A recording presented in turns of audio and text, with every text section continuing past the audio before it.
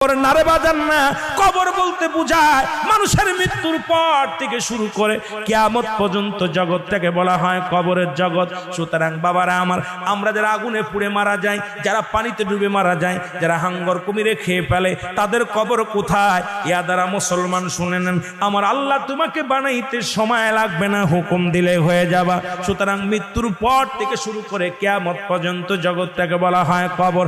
এই কবরে যেদিন শোয়া দিবে, এক নম্বরে আসবে একজন ফেরেশতা, তার নাম হলো নোমান ফেরেশতা। মুসলমান শুনে নেন, আমরা জানি কবরে শোয়ানো পর মুনকার নেকির আসবে। এই ভাইরা আমার, মুনকার নেকির আসার আগে নোমান ফেরেশতা আসবে, কবরে ঢুকে যাবে। সব মুসলমান ডাকতে বলবে, ভাই ওঠো, তোমার ভিতরে রূহটা দেয়া হলো। আজরাইল আলাইহিস সালাম রূহটা বাইর করেছে, আমার আল্লাহ তোমাকে জানটা দিয়েছিল, এটা কবজ করেছে। এখন আমি তোমার দুজন কেরামন কাতিবিন, দুপাশে দুজন ফেরেশতা ছিল, তারা তোমার আমলনামাটা লিখে রাখছে, ভালো মন্দ